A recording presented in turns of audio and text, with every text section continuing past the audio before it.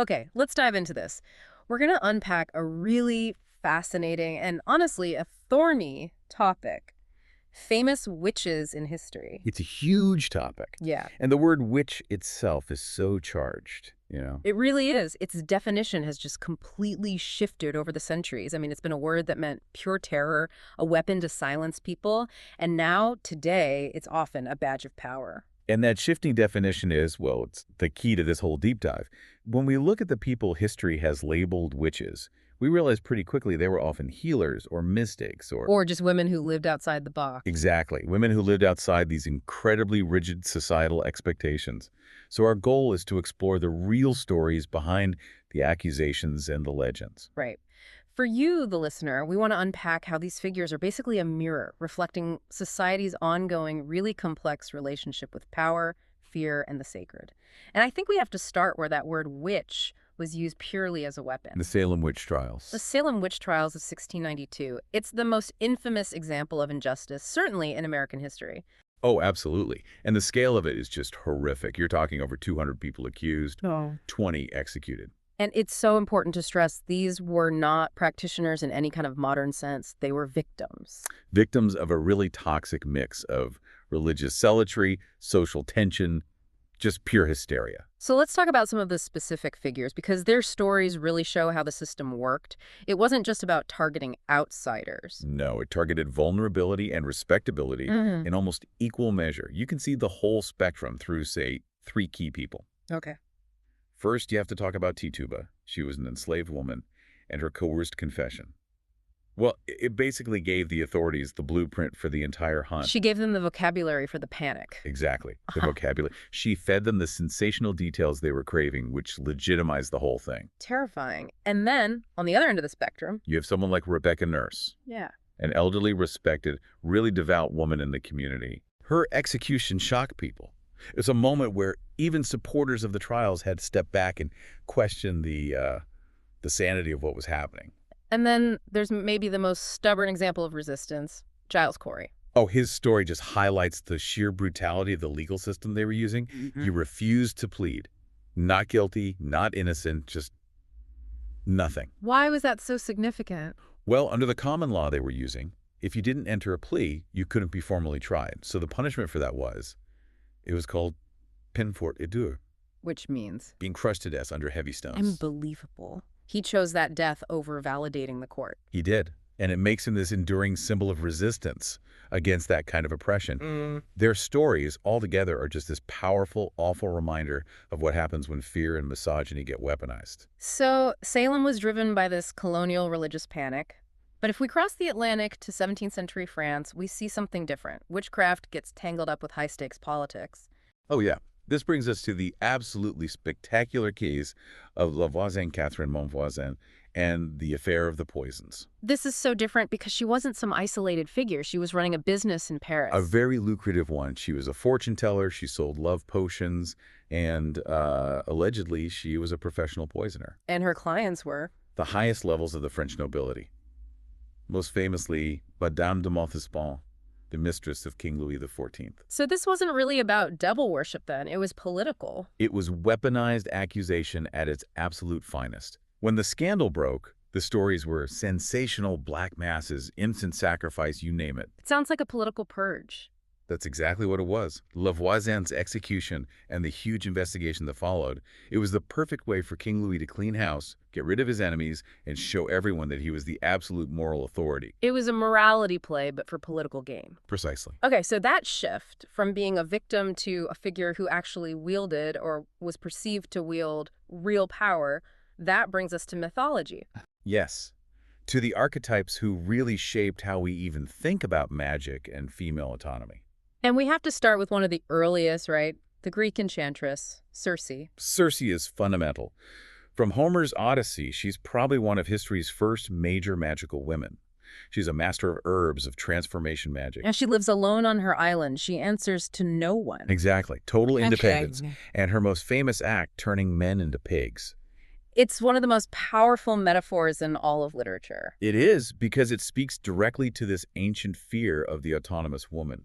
She doesn't just punish them. She reveals their true nature.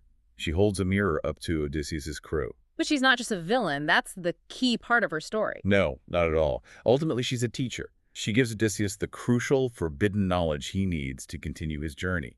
She's a source of power, not just a threat. Which is why she's so powerfully reclaimed today, right? As a Mm. symbol of self-ownership. Completely. She embodies that power that exists outside of male control knowledge, rooted in nature and self. Okay, so if Circe is this sovereign, almost elegant enchantress, we have to talk about a much wilder figure. Baba Yaga. Baba Yaga from Slavic folklore. She is untamed. She is the perfect embodiment of radical ambiguity. You can't Mm-mm. pin her down. She's not a hero, but she's not really a villain either. And her imagery is just unforgettable. The hut on chicken legs. The hut on chicken legs, it's just, Yeah. it's the ultimate image of the wild, isn't it? Ungrounded, chaotic power. And the fence of human bones. Right. She exists in what folklorists call a liminal space, the boundary between the ordered human world and the wild sacred forest. So what's her role in the stories? Her primary function is to be a tester. Hmm. When people find her, she gives them these impossible tasks. If you succeed, you get this profound wisdom. If you fail, You become part of the fence. you become part of the fence. She's this brutal gateway to transformation. She represents that fierce part of the feminine that doesn't need to be softened or made palatable. A symbol of sovereignty. The ultimate symbol. Okay, so let's shift again. We've gone from the accused victims to these huge mythological archetypes. Now let's talk about real women who were known spiritual practitioners, who wielded actual verifiable influence. And for that, we have to go to 19th century New Orleans and Marie Laveau, the voodoo queen. A real historical figure whose legacy is still incredibly powerful in that city. It's foundational to the city's identity. And she stands in such stark contrast to, say, the women in Salem. She practiced openly. How did she manage that? How did she gain so much influence? She was a genius at blending practices. Louisiana voodoo itself is a blend of African traditions, Catholicism, and indigenous beliefs. But Marie Laveau maximized her social position. She was a hairdresser, right? Yes, to the elite white families. So she had access to all the city's gossip and secrets, while at the same time, she was the primary healer and spiritual guide for the Black community. So she leveraged information and genuine spiritual authority. She was a community leader, a healer, a social networker, everything. And unlike the women in Puritan New England, she wielded that influence openly, earning both immense respect and, of course, a healthy dose of fear. Speaking of fear and influence, what about the English figure, Mother Shipton? She seems to sit in that gray area between a real person and a legend. She does. The debate is still going on about whether she was one real woman or kind of a composite figure. But her legend cemented that image of the female outsider with frightening foresight. The prophetess. The prophetess of Knaresborough, yeah. Known for these really unsettling verses predicting future events. Her story shows how any woman with powerful intuition who saw beyond the everyday was just automatically labeled a witch. And we should also mention the anonymous majority, shouldn't we? The women who were the foundation of practical knowledge everywhere. The wise women and folk healers, absolutely. These women were the essential infrastructure of daily life. The midwives, the herbalists. Exactly. They were the midwives, who literally held the line between life and death.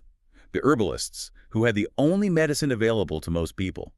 Their power was grounded, real, and vital. But that's what made them targets. That's precisely what made them targets. Their independence, their expertise in anatomy and botany outside of the male-dominated universities, it was a fundamental threat to the growing religious and medical power structures. So we've seen this journey from community healer to victim to mythological icon, which brings us full circle to today. Why are so many people practitioners, feminists, actively reclaiming that title, witch? It's a really profound act of historical redress. By choosing that word, modern people are honoring this whole legacy of resistance, of wisdom, of autonomy that all these figures represent. It's about honoring those who were silenced or persecuted just for being different. Exactly. And when you look at all these stories, you see these universal truths that just keep coming up. Like the fear of feminine power. The persistent fear of unmediated feminine power, the importance of intuition and healing, and the sheer resilience of these spiritual traditions, no matter how hard they're suppressed. But the core concept here, really, is spiritual sovereignty. That's the key takeaway for our listener. What does that mean in this context? It means the right to determine your own spiritual path, your own moral authority, free from any institutional control or dogma. Right. These historical figures, whether it's Tituba, who was denied it, or Marie Laveau, who fiercely claimed it, they show us the cost and the reward of that sovereignty.